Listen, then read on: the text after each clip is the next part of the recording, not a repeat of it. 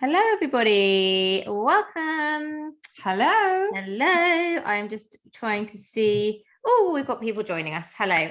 I hope you are all well. Thank you so much for joining us today. Tuesday lunch. I'm kind of forgetting the days. It is Tuesday, isn't it? It is Tuesday. It's definitely Tuesday. It's definitely lunchtime. I know that. And it's Tuesday. That's because I got woken up in the night by my child. So I'm not entirely there, but I am going to be able to deliver a very good masterclass with Debbie. I pulled in Debbie today. So hello everybody. It's great to see you. We will just wait for a couple more people to join us. While we are waiting for people to join us, I would love you to, this is going to be a really interactive session. It's way more fun if it's interactive. So do please pop in the chat what your name is, and we're really interested to know, because obviously this is in association with SeedLegals, this masterclass. Have you already got funding, or are you in the process of getting funding? Because obviously the more that we know about you, the more that we can tailor this masterclass to you. So pop in the chat. You'll pause the recording. So we've got people here who have received funding. Thanks for letting us know, because obviously we can help you, and we can make sure we tailor this to you. So if you've got any questions, pop them in the Q&A. And if we're just chatting away and you've got something to talk about, or you want to make a comment about what we're talking about, then just pop it in the chat, and Debbie and I will be monitoring that, won't we, Debbie? We will. We'll be looking at your chat. Thanks for sharing that with us as well, if you've got your funding already or if you're still in the process of getting so we've got people in the process, crowdfunding at the moment. Amazing. You know, it's a really big thing, isn't it, getting funding? Well done. Someone else has just closed a pre-seed round. Well done. That's fantastic. Yeah, funding can be a bit of a distraction. It's obviously a distraction that needs to happen, but I know from working with my clients, it can take up so much time and energy. So well done if you've got funding, and well done if you've just embarked on that journey. And somebody else is due to close their seed round. Fantastic. So I am going to get our presentation ready. We are going to crack on. We have got nearly 30 people joined us. I think we're going to be having another probably another 10 people coming, pottering in throughout the session. So let me start presenting. I'm going to share my screen, and we are going to get involved in today's masterclass. So can everybody see this? Can everybody hear us? Pop in the chat. Just let us know you can hear us, you can see us, and that everything is good. You can. Thank you so much. We're good to go. We are good to go. So I'm Emmie Faust. I do these masterclasses for SeedLegals. This is in association with SeedLegals, fantastic company. And you obviously all know about SeedLegals, so I don't need to tell you about them, because that's why you're here. Today I pulled in my co-founder and my friend Debbiedooodah, because we're going to be talking about digital growth, and it's a topic that we both love. Very quickly, because we don't want to take up lots of time talking about ourselves. This isn't about us, it's about you. My name's Emmie Faust. I'm a trusted advisor to seed-funded founders. So I am helping businesses like yours put together a growth plan, a strategy for growth, marketing, and with a real focus on digital. That is my kind of expertise and my background for the last 20 years. And I'm also co-founder of Growth Collab, which is a collective of over 70 women coming together to collaborate on projects. And Debbie is my co-founder. I am the Debbie, co-founder. over to you. So yeah, thank you. Hello to everybody. Thanks for asking me to come here, Emmie. So I'm Debbie. I run a business. I've got a kind of alter ego of Debbiedooodah. I happen to be UK's Digital Woman of the Year, although the awards are coming soon, so I will have to pass my crown on to somebody else. But I am also a co-founder with Emmie, who the slides are jumping around. It's all very exciting.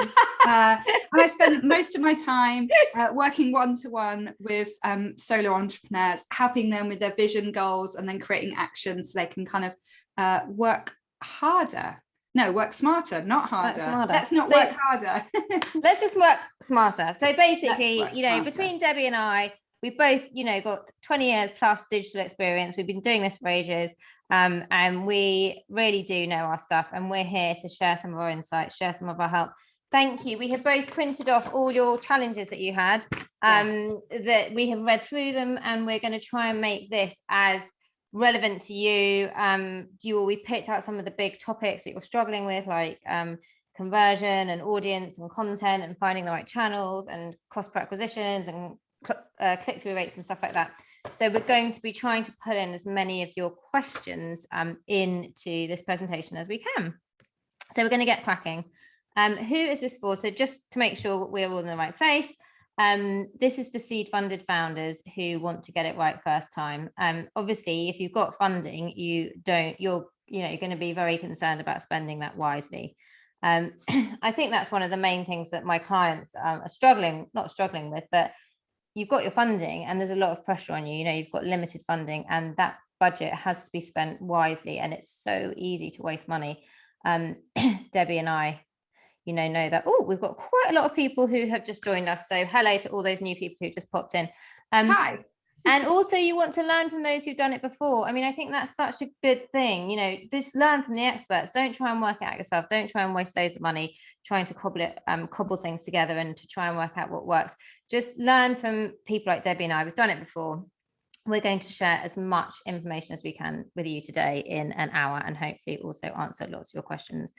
And you understand that digital marketing is critical to success. So you obviously wouldn't have turned up today if you didn't realize that, digital marketing is the future. That's what Debbie and I always talk about.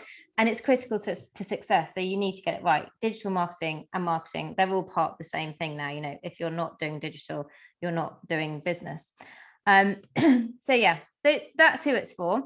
And our goal for today is just to give you some insight and some top level strategy for digital growth. So if that's what you want, do hang around, because that's what we're going to do, isn't it, Debbie? Debbiedooodah. Yeah, we've got time to answer questions at the end as well if you've got any questions. So, stay free to the end because we can kind of get through as many of those as possible. Yeah, and we love this, so we're very happy to be here. Why us?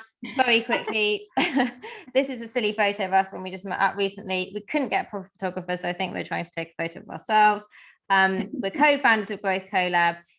Debbie, Digital Woman of the Year, marketing business coach and a lecturer, and I'm a Dragon's Den winner and a serial entrepreneur of multiple digital businesses which have, generated millions of pounds. So we definitely do know what we're doing. And what about you? So we're pretty sure that you've got a great product or service. That's why you're getting funding, and we know you're ambitious because you're turning up to today. But you are probably struggling with digital. And Debbie and I are going to talk about some reasons that you might be struggling with it and what insight we can give to help you. So do feel free to put stuff in the chat. If anything resonates with you or if anything doesn't make sense, just pop it in the chat. Debbie, I'm doing the slides, so maybe you can do. I'll keep an eye on that chat. I've got it. I'm on it. You're on it. That's why we're good. We're good co-founders. We're good tag team members. So one of the reasons that you're probably struggling. And some of you put that this actually in your challenges. When we said what are your challenges, you said you don't have a strategy or a clear growth plan. Okay, and that is kind of critical. Is you've got to have a clear digital marketing strategy. Well, a clear marketing strategy, which obviously includes the digital channels, and you've got to have a growth plan. And to do that, you need to do this sort of 3-step thing that I do with my clients. You need to do the diagnosis of what's going on with the market, what's going on with your customers, what's worked, what hasn't worked. And then you have to put together your strategy and then what tactics are going to deliver on that strategy. So, that is super important. And if you don't have that, you will be struggling. And hopefully just those 3 things, think about diagnosis or audit, strategy, tactics. Those are the things that you need to do. Another reason is you're not 100% sure how to spend your digital budget effectively. And I think that came up as well. People were saying, finding the right channel, getting positive ROI, all those, choosing the right channels with a low budget. I mean, that's another thing. As a startup, you often do have low budgets. And Debbie, we can share some thoughts on that, can't we, as we come through? We can, but there's somebody on there as well who spent £900 a month and has seen 0 return. So looking at that is, what return you're going to get, and building that strategy out and being able to measure effectively and change and adapt your strategy and the techniques that you're using based on the results that you're getting. So constantly refining is one of the good kind of fundamentals of a digital strategy. Testing and refining. Yeah, optimizing. And I think whoever said they spend £900 and got nothing, that is, awful and a shame. And I'm sorry that happened. Yeah. I also see big businesses. I'm not joking. I've audited big businesses who I've saved one of them like 150 grand in the first 6 weeks. They are wasting so much money. So big businesses, small businesses, startup businesses, everybody, loads and loads of businesses are wasting money on marketing. They don't know how to spend their digital budget effectively. And we're going to try and share some things with you today. Obviously, this is like a massive topic. We can't cover off everything, but do follow Debbie and I on LinkedIn and Instagram and stuff, because we do share lots of insights. But essentially, that is a big issue. If you're not spending your digital budget effectively, I'd say most clients where I audit their accounts, they're probably wasting 20 to 25%. That could sometimes be 10 grand a month that they're wasting on digital marketing that's not working. You don't know which agencies or suppliers to use. Again, why would you? If you're an expert in doing whatever your product or service is, why would you know? How would you know which agencies or suppliers to use? You probably don't even know what channels that you should be on. And you've got a great product or service, but you're not a digital expert. So it is all rather overwhelming. It is, isn't it, Debbie? I mean, digital marketing and digital itself is just huge. It's like a huge topic, which we've been doing it for like 20 years, but there's still bits of it that, overwhelm us because there's always something new. Yeah, and I feel like it is changing all the time and it is all something new, but I think we're going to talk about the fundamentals in a minute. And actually, marketing as a whole hasn't kind of changed over the past, I don't know, several decades. Digital is just a tool that you can use. So actually, if you can get those fundamentals right that we're going to talk to you about, and then you use digital as a tool, it feels less overwhelming. But if you see it as this entirely new thing and you're not sure how to use it, essentially, the more you know your customers, the more you know where you can find them. That's kind of part of one of the keys of getting this digital bit right. Yeah. And so someone was saying their biggest challenge is they don't know where to start. So look, there's so many secrets to digital success. We picked out 3. Debbie and I were like, if we've only got an hour, what are the 3 things that we can tell you that if you went away and did one of them, you will see, you should see a significant improvement. And if you do all of them, then, you're well on the way to having a more successful business, we believe. So let's have a look at these 3 secrets to digital success. So number 1, understand the fundamentals. Number 2, make sure you are tracking and reporting correctly. And number 3, make sure you've got a good media mix. And we're going to talk about each one of these secrets over the next 40 minutes or 30 minutes, actually. So if there's anything that's not clear, if something resonates, just put it in the chat, okay? Because we like to have an interactive session. Otherwise, it's just me and Debbie talking to each other, which we do quite a lot already. So talking about the fundamentals, Debbie, do you want to talk about some of these fundamentals? Sure. And it's really interesting. We do a LinkedIn Live every Tuesday at lunchtime. If you go and follow Emmie, you'll be able to see it. And we were just talking about this with a branding expert. And really getting these fundamentals right means that you can have clear messaging, you stand out from the crowd, you understand why you're remarkable and the difference that you make to your customers. And your customers need to understand that as well, for them to understand why they should buy from you as opposed to the competition. So really, when we're thinking about the fundamentals, thinking about why are you doing what you're doing and what's the difference that you're making in the world. So what's your mission?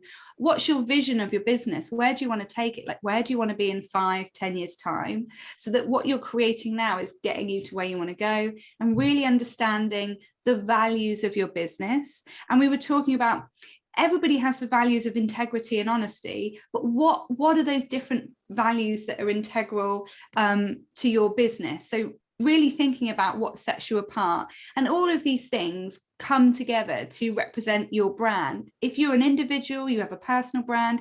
If you're starting a company, there's a brand there. So really thinking what is behind the brand that will help you stand out in a competition.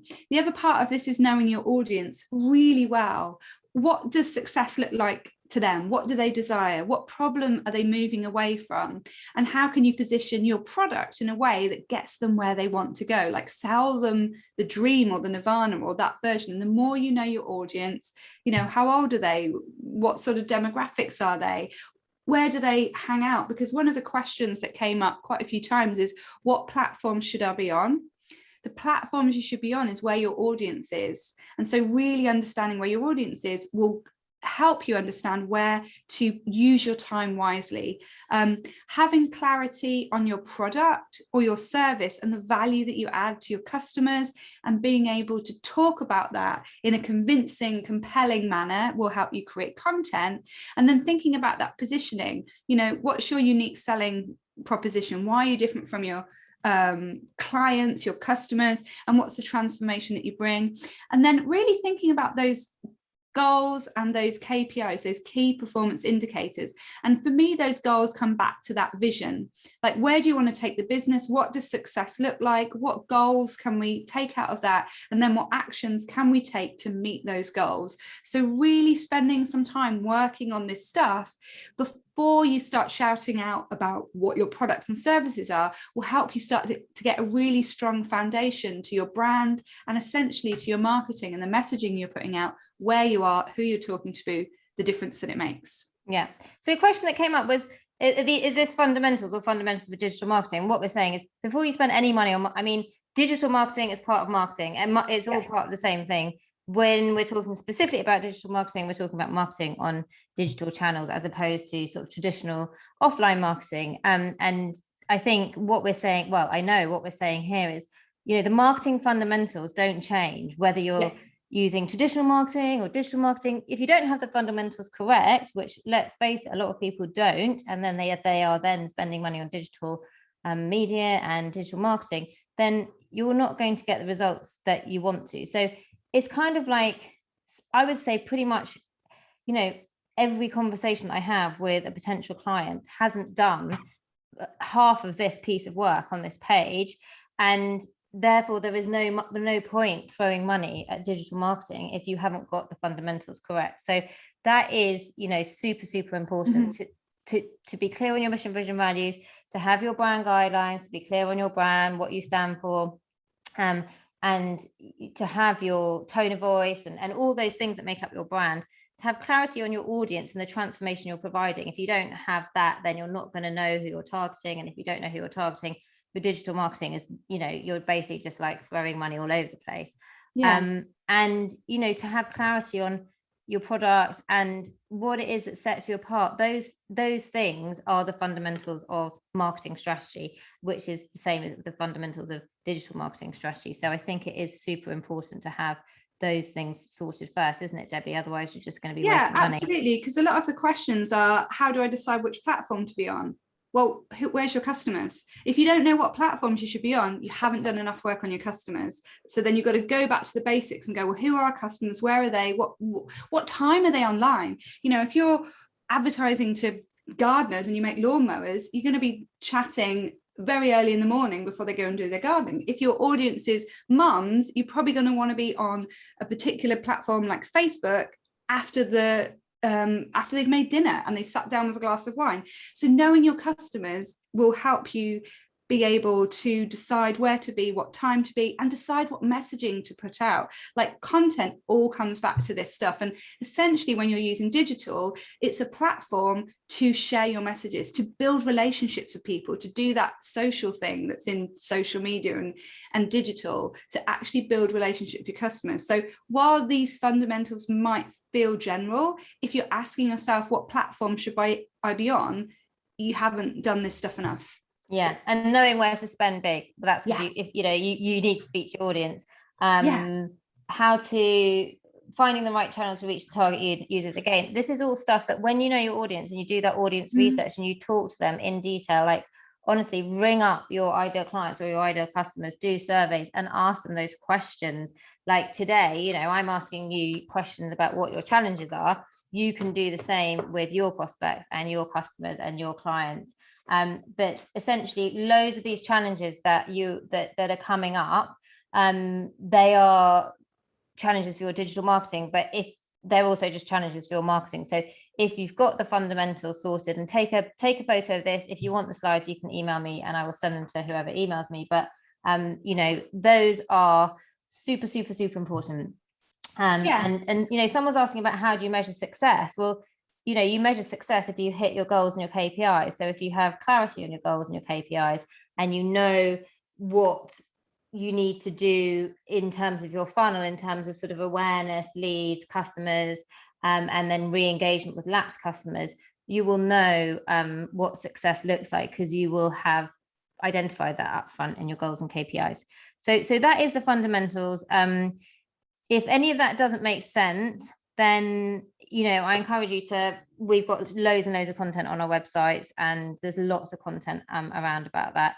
But something I wanted to share, so Mark Ritson, he is an incredible professor of marketing at some of the top business schools in the world, and this is really important as well when we're thinking about the fundamentals. We're thinking about being a customer-centric business where we're focusing on our customers, and that's focusing on our customers from a digital point of view as well.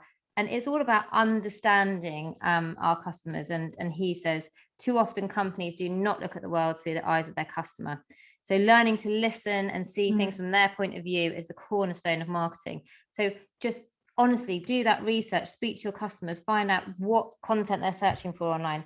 If you don't have these answers, you're not going to be able to put together your digital marketing strategy, because for SEO, you need to know what content they're searching for, which platforms they're on, what they're struggling with, what other brands they buy from, because all of that data that you're collecting on your audience is going to help you with your ads, with your ideal customers, with your targeting, with your SEO, with your keyword, with your content. Like, for example, all of these challenges that you sent me, those could all be pieces of content that I create, because I know that they're things that you're struggling with.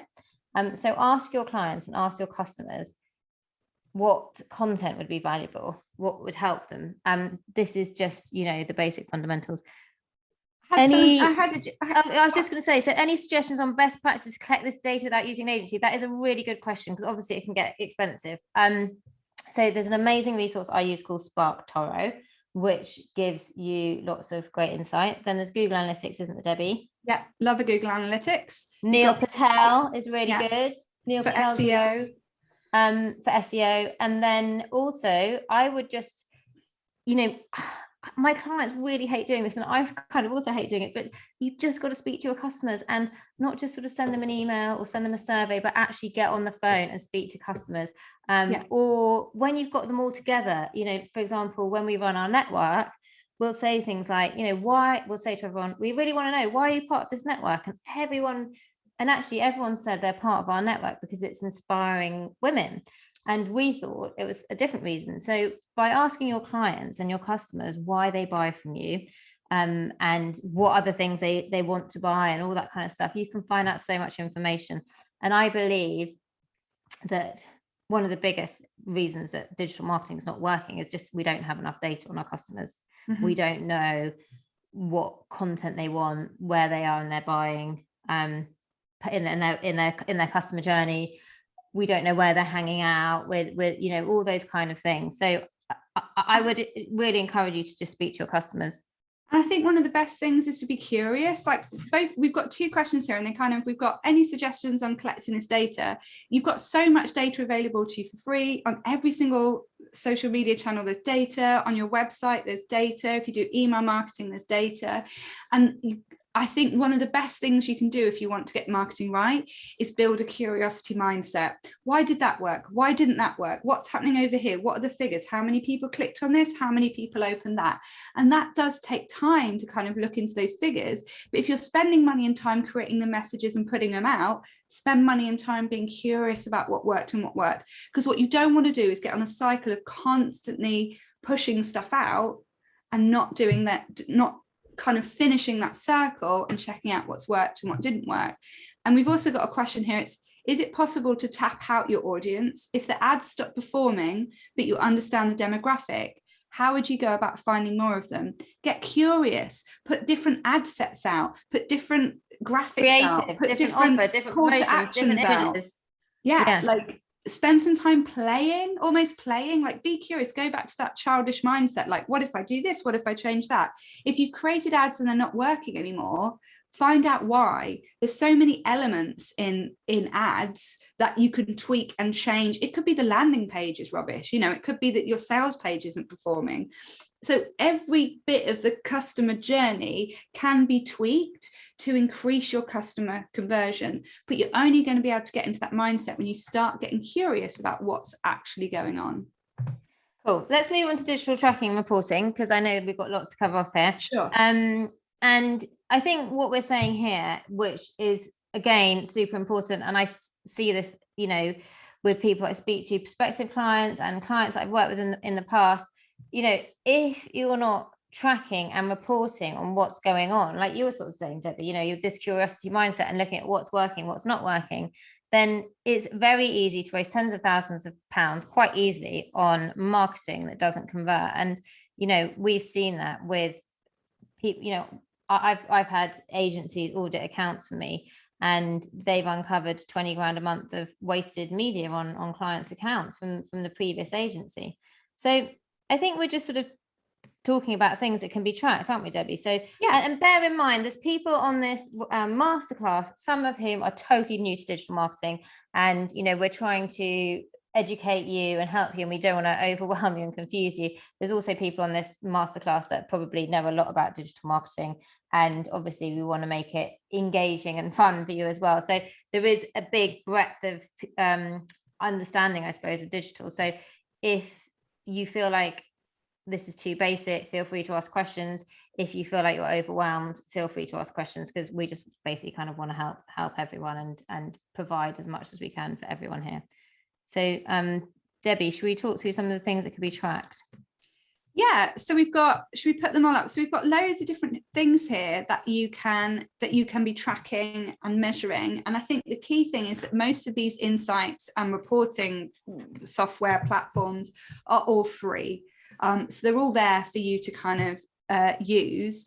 And essentially, if I'm building a campaign with somebody, I'm trying to look at every touch point that the customer might have, every bit that we've got along that journey. I'm seeing how I can increase the kind of conversion on each stage along that journey. So if you're doing paid ads that send stuff to your website and then you're trying to get people to buy, for example, you're wanting to see how is the ad converting, what's the reach, how many people click through to your website, then is that page converting, are people buying stuff?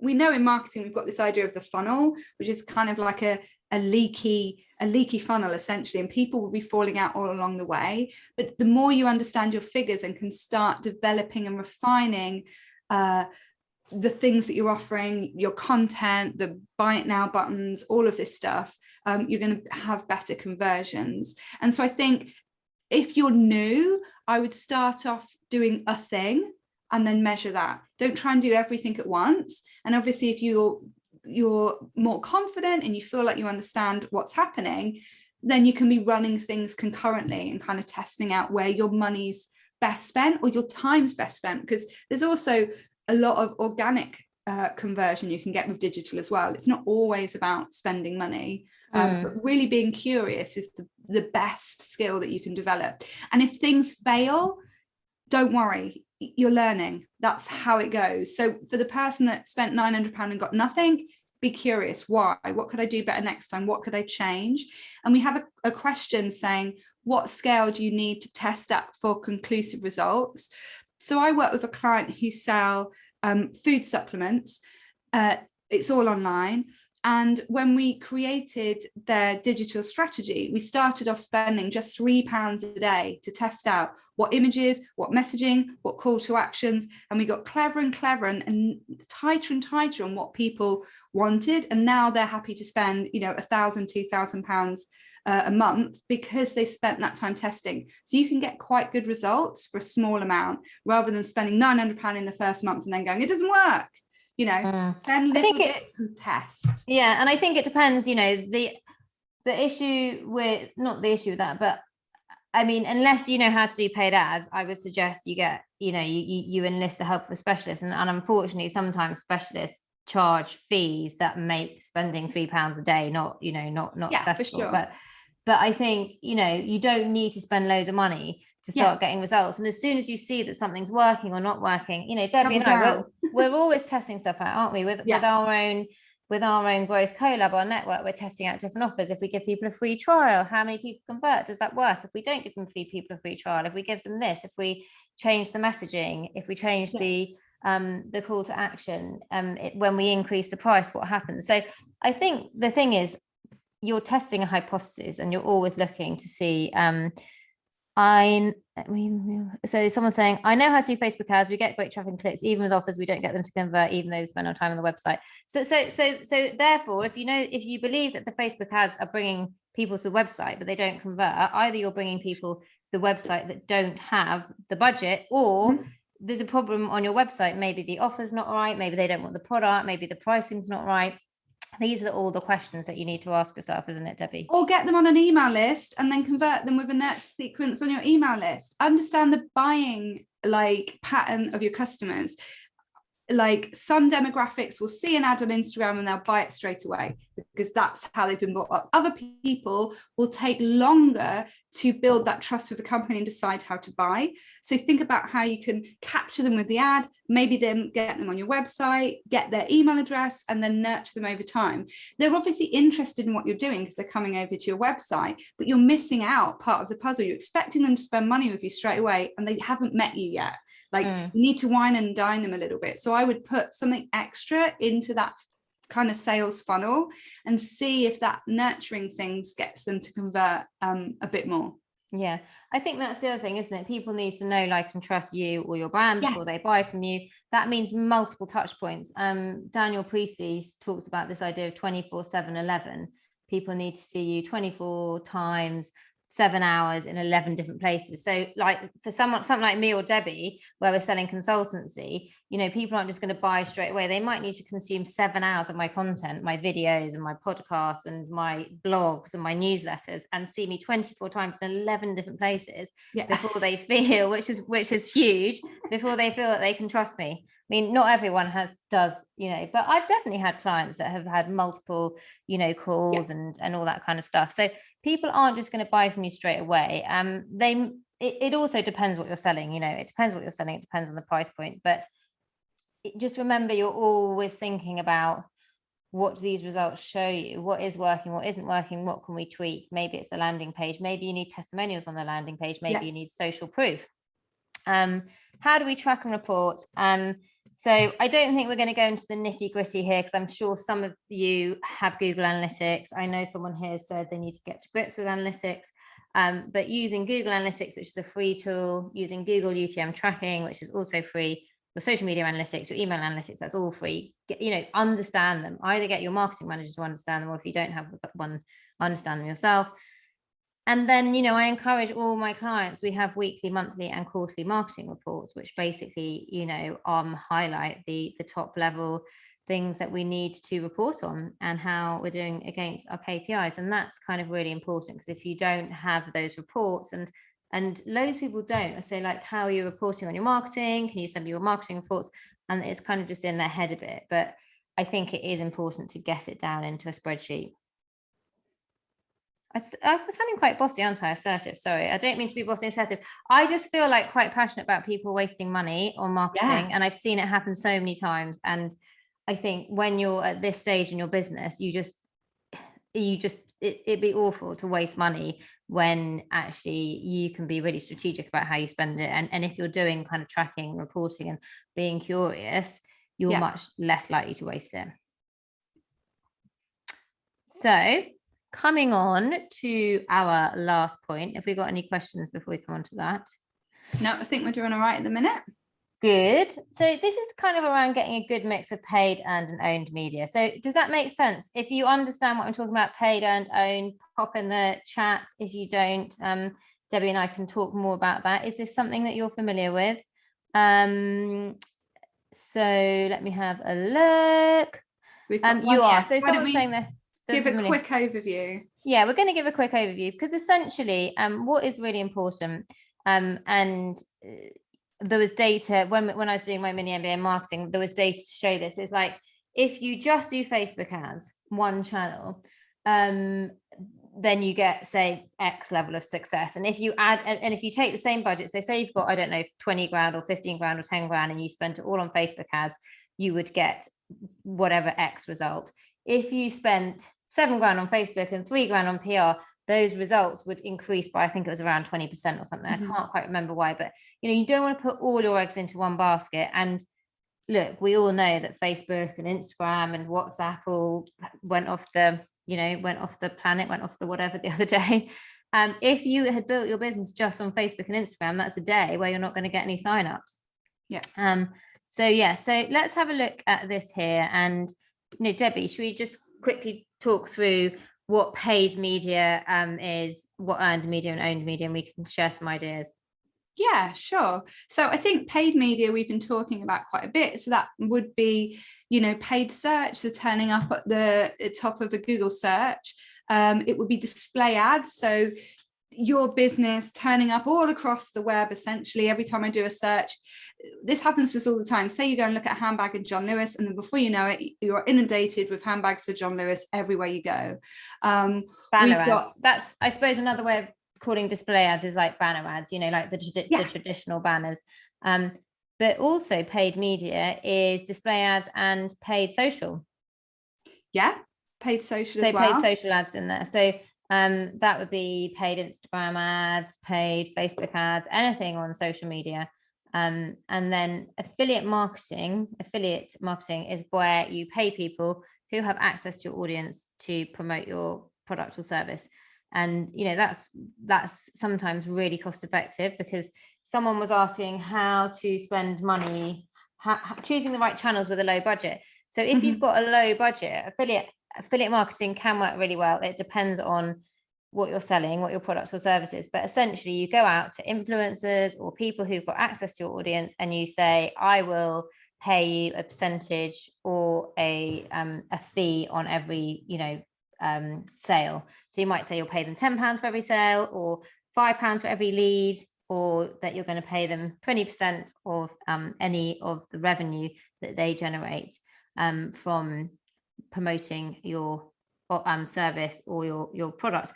And that can work really, really well, can't it, Debbie? We talk a lot about strategic partners, finding people with access to your audience. I think that's good especially if you're really new and you haven't built up an audience. You're kind of piggybacking on the back of another brand or another person who already has built up access to the audience that you want to get in front of. And essentially, because you're paying per lead or per sale, you're only paying out any money when you make that sale.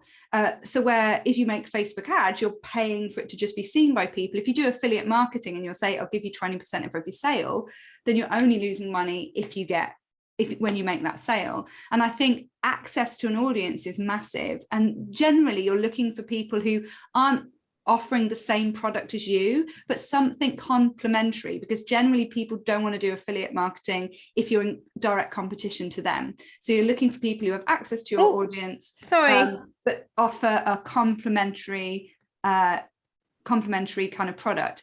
And then we've got digital properties, and this is media that you own. So this will be your websites, this will be content, blog posts, podcasts, even mobile apps, kind of your own social presence. So things that you own that's within your control, and you make, or your team makes, content that sit in your digital properties. And then we've got email. We could include your sort of email marketing, or your email database there, and your email newsletter that you send out. And then finally, we've got earned media. Do you want to talk about earned media, lovely Emmie? Yeah, so this is media that you don't pay for and that you don't own, but that you earn through other people talking about you. So this could be through PR, this could be through interviews on other people's properties. So interviews on other people's podcasts, in other people's LinkedIn lives. This could be word of mouth marketing or referral marketing. And this could be, social networks, people talking about you on social networks. It can also include things like Trustpilot reviews and things like that. So earned media is also really good, because the great thing about earned media is it brings that element of trust. It's like a third party talking about you, whether it's other customers or whether it's an industry expert, or whoever it is, they probably have some trust with their audience, and then they are getting to see you. So I think I think that's why having a good mix of paid, earned and owned works well. And I see with my clients, you know, they've got the website, they've got their own digital properties, they want to do the paid ads and the paid social, because that's sort of the customer acquisition piece. But if you don't have, and someone was saying earlier that, you know, their Facebook ads weren't converting, well, there could be a number of reasons for that. And I've seen clients who feel like they can't scale their ads. I just had a client and they said they can't scale their ads because there wasn't enough brand awareness. So there wasn't enough PR out there wasn't enough customer reviews, they weren't sharing their reviews and their testimonials and their social proof, and you know, all of those things, that the brand awareness and the trust, that is going to help the other channels convert so much better. So I think that is super important. So let's come on. So yeah, so I think one of the things we're just going to say, if there's any women here, we would love obviously for you to come and join us in Growth Collab. We do speed networking and we have a monthly growth masterclass. And because you're a SeedLegals member, you can get your first month free. So you can come and try us out. And if you want to do that, then just message me or Debbie and we can send you a link. And I think what we can do now, Debbie, is go over some of the questions and go over some of the other challenges that we talked about. Because, yeah, we've got some time left. So pop any questions that you've got in the chat. Obviously, we wanted to give some sort of top level insight so that we could help you. But I think also we wanted to have time to answer people's questions. So maybe we can come off the main thing now. Yeah, and I'm going to get the link. I'm going to put the link to the Growth Collab offer that we've got for you SeedLegals people, and I'll put that in the chat as well. So that's just there. Okay, perfect. Yeah, so come and join Growth Collab if you want to hang out with people like me and Debbie and lots of other great women. If you have got questions about digital marketing, so any advice on getting started with influencers pre-launch, great, lovely question. So when I look at influencers, I think about influencers strategic partners. So I think about influencers as being people that have access to my audience. And let's remember that influencers could be anyone that influences your ideal customer's purchase. So if you were selling B2B, for example, an influencer could be a journalist or someone who writes in the trade press. Is not necessarily this sort of, the Instagram influencer who's got 100,000 followers and whatever. So influencer is anyone that influences your audience purchase. And I just saw people chatting away, and that distracted me 1 minute. So let's just go back to the exact question. Getting started with influencers. So yes, what I would do, and Debbie, obviously let us know your thoughts. We're talking about the fundamentals. So who is your audience? What are their pain points? What are their problems? Where are they hanging out? Who influences their buying decisions? What content are they reading? What other brands are they buying? Once you've done that piece of work, it will be quite relatively easy to understand who influences them. And then I would reach out to them. I'd reach out to them and say, I'm interested. We both got access to the same audience. I'm interested in helping your customers. And it depends if you're selling a product or service. But for example, SeedLegals and I are strategic partners. They have access to my audience, but I provide value to their audience. And I also recommend SeedLegals to my audience because they're really good. So we've got access to the same audience and we both bring value to the other person's audience. And I think that's what you've got to think about with influencers. So if the influencer's got the audience, what can you give the influencer? What can you do with them? So it might be that you do a webinar, it might be that you do a masterclass, it might be that you do a competition, it might be that you do a joint promotion, you might do a shout out to them in their newsletter, they might do a shout out to you in they might do a shout, you might do a shout out in each other's newsletters, or you might also pay them. But super important to think about who could be your strategic partners, who influences your customers, and reach out to them, just connect with them, say, I do it all the time on LinkedIn. That's how I got 60 grand of business last year, just reaching out to people and saying, I think we've got a shared audience. What do you think, Debbie? Yeah, definitely. It's and make sure you're picking somebody who has credibility with your audience. I think that's the main thing as well. And especially if you're paying an influencer, do some due diligence and check out the type of posts that they're posting, and do they fit with your brand values? And are they going to be part of your story? Are they going to kind of jar in a weird way? But I think definitely if you're starting out, piggybacking on the back of somebody else who's already built an audience is a really good way to quickly build. But think about how you're going to measure the success of that.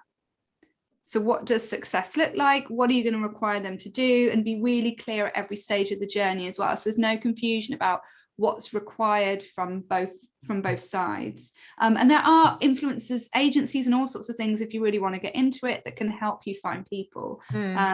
So I was just going to answer this question. How do we get a marketing budget that is credible and can be built into a seed raising plan? This is what I do all day, every day with my clients. I've just done one actually for someone that's about to do a big crowdfund on Crowdcube. So I would just, reach out to someone. I mean, that's something that I could help you with as a one-off project. But essentially, that is really important, because I think what's happening is I see people that have got money from crowdfunding or from their first raise, and they've got the marketing budget like totally wrong. Like they haven't allocated the right money to the right channels. They probably totally underestimated how much they're going to need. They haven't got this mix of paid, earned and owned. They haven't looked at the awareness stage, the lead stage. They haven't accounted for like websites and brand guidelines and all that kind of thing. So I do think that it is really important, because I think what otherwise is going to happen is you get your funding, and if you haven't allocated the budget correctly, then you're either going to need more or you're not going to have accounted for things. And then it kind of looks, it's just a tricky conversation, isn't it? Having to go back and say, actually, we haven't allocated correctly. So, I mean, how do you get a marketing budget to be credible? You need to go through, you need to put together your strategy. You need to think about what you're going to do for your marketing, what your strategy is, what your tactics are going to be. And then line item, you need to work out what the cost of those is going to be each year, and then divvy it up per month. So I hope that helps, but I imagine that might be something you need a bit of help with, unless you've got access to all, unless you know what marketing tactics you're going to do, and you know who you would use to do those and what they would charge. But you're right, it is important to have a credible marketing budget. I think that is important. We've got a couple of people talking about case studies as well, and I'm not sure if they're asking if we've got case studies about the work that we've done, or if they're collecting case studies. Okay, yeah, if you want, so case studies are super important. If you want case studies about me and Debbie, I mean, well, we could quickly tell you, I've set up, scaled, sold multiple businesses, £1 million businesses of my own, helped my clients raise millions of pounds, save my clients hundreds of thousands of pounds. You know, it's, I don't know if that's what you want, because I don't know how relevant that is to everyone here.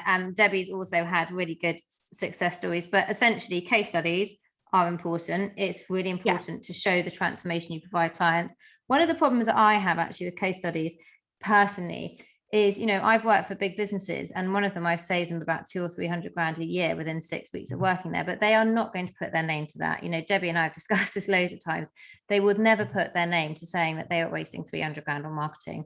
And therefore it's very difficult to create those case studies. And the other thing is that a lot of my clients are very successful, and I'm just guiding them on their journey. You know, like one of my clients doing hundreds of thousands of pounds a month now, and just raised £1 million in funding. And I've sat beside them all that way. I've helped them hire a CEO. I've helped them I've done their digital strategy for them. I sit as a board advisor, but you know, they've also done a lot of the hard work, and I'm not going to take credit for the fact that they are, you know, absolutely smashing it. I've just guided them on that journey. So I think it is, it can sometimes be difficult, can't it, Debbie? You know, we know getting case studies, a lot of the time clients don't want to say that, that as a service provider, you know, they want to feel that they've done the hard work, which they have. And, you know, it's not, we're just guiding them on their journey. We're trusted guides, and we don't want to take their results away from them. So I'm not sure if that's what people wanted.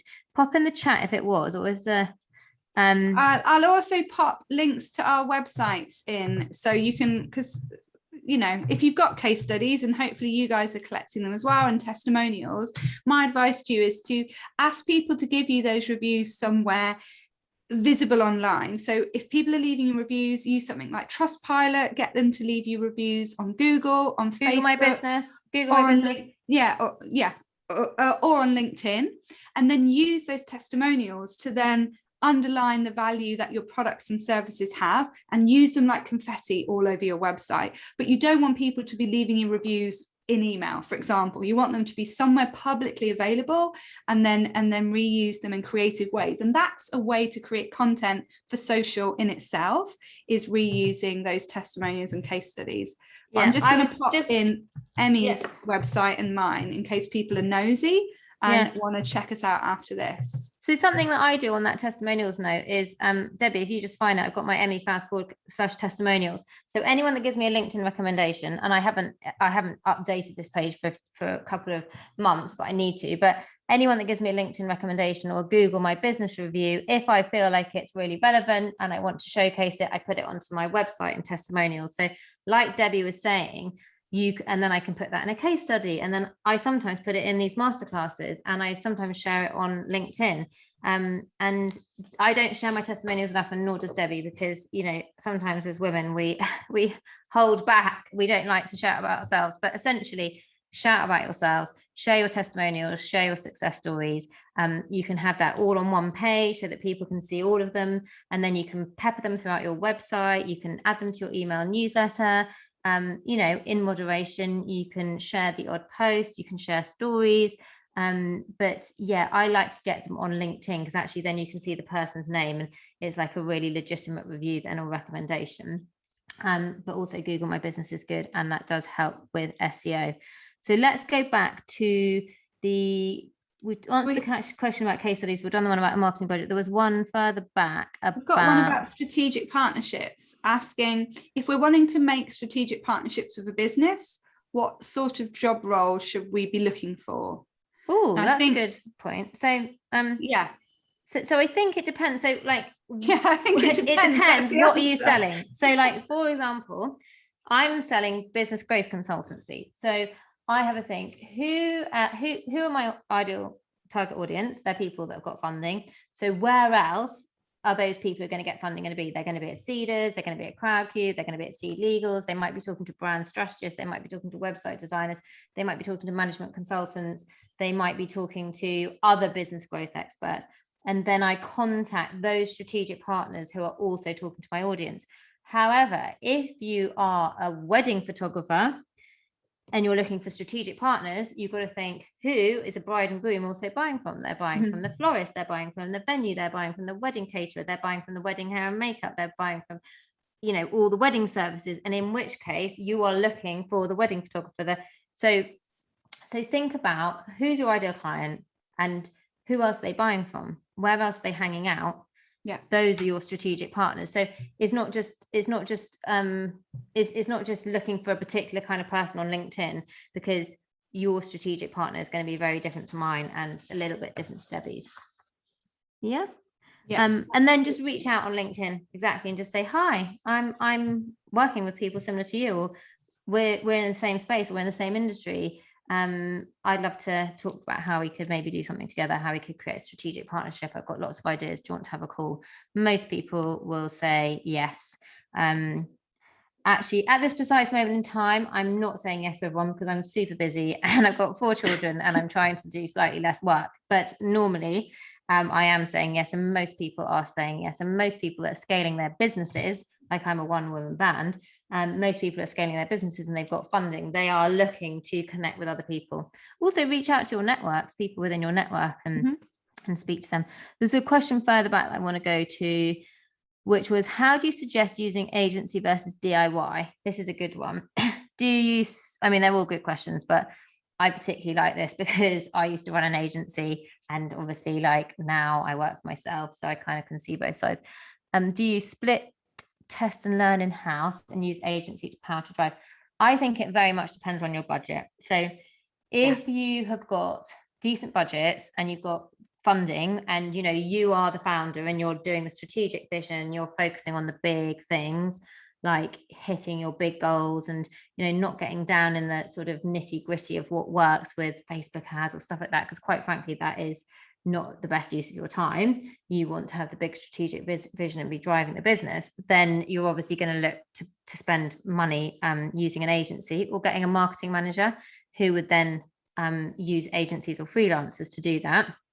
And you would have regular check-ins with them. I think if you don't have budget, then, and you know, you're in that situation where you've only got 100, 200, 300 pounds to test, then that is something that you've kind of got to test in house, like Debbie was talking about earlier, where you're spending maybe £3 or £4 a time and seeing how things go. So I think that's all the questions. So there wasn't, what success stories can you quote by your service? I'm still confused if people want to know about our success stories, but yeah, essentially. We've got our websites in there. We've dropped them in so people can go and check us out, and we've talked about creating those. Someone said, we're struggling to get influencers to generate anything of value from free gifting, all want to be paid. Yeah, see, that's another thing. I think, you know, influencers do want to be paid, and, you know, how well does influencer marketing work? It does work well for a lot of brands. I think you need to really be measuring and working out if that is a good use of your time, especially if they're not happy with free gifting. Maybe it's about finding the smaller influencers who are and actually have really engaged audiences, or, you know, if you're having to pay them, maybe it's actually about testing paid ads and thinking, you know, the problem with a lot of influencers is, first of all, as I'm sure a lot of you will know, if they do a post, it only goes to a tiny fraction of their audience. Loads of people won't see it, and their audience might not all be your target audience. Loads of them might live abroad, which might not be your target audience, or, you know, there might be people that are following them and that have not got the propensity to buy. But I really do like this idea of the sort of strategic partnerships where, you know, maybe you're not looking at those typical influencers like, you know, we're all thinking about, but you're finding people who've got access to your buyers, and you're doing something meaningful and long lasting with them. And, you know, Harvard Business Review talks about that, like, strategic networking is critical to business success for leaders that like totally want to make a difference. You've got to do this kind of strategic networking where you're doing joint ventures and joint partnerships and things like that. I've got a final question that was sent through on this piece of paper that I really like, which is how big should the budget be? Does more money mean more leads? Which kind of really made me smile. And I like this one. I think that's always a question, like, how big should our budget be? And if we keep putting more money in, do we get more leads? I think if you've got the mix right and it's working and converting, then ordinarily, if you put more money in, you get more leads. But like Emmie spoke with one of her clients, they put more money in, but they didn't have the brand awareness. So they were kind of hitting a glass ceiling. So you want to look at that overall picture to see what's happening and where your money's best spent. But it can mean more leads if you've got everything perfect. Yeah, if you've got your well-oiled machine, if you've got your customer journey sorted out, if you're not losing people along the way, then that's fantastic. You know, normally with early stage businesses, that all needs to be tightened up at first. We're about to finish spot on 2:00, which is very good for our timing. Debbie, has anyone got any last questions? Please just give us one little last question, or just put in the chat what you're going to take away from today. What did you love? What did you find helpful? We would love to know. Obviously, we do this because we love it, and hopefully you've learned something today. So what's the one action that you're going to take from today? I'd love to know. Pop it in the chat. I know there's still 30 of you here, so we would love to know, what is the action, or what's a bit of insight, or what did you learn today that you think is going to make a massive difference? We would love to know. And thank you for me and Debbie. It was lovely to do thank you very another. Much for your time. Oh, what's the best digital campaign you've seen? My favorite one is it's called Nike ID. It's so amazing. It's one of the best Instagram campaigns ever, and they had a spend of 0. Because they got their customers to share photos of their trainers. Yeah. Like, you can utilize word of mouth. Yeah, amazing. To referral. Have one of the best Instagram campaigns ever with a spend of 0 from Nike. I just love that story. And it was just about utilizing the love that their customers already had for their products. Amazing. Love that. On that great note, let's finish. It was great to see you all today. Thank you so much. I will be back here in a month with a new topic, and it was lovely to see you all. Thank you all for spending your lunchtime with us. Bye. Thank you. Bye.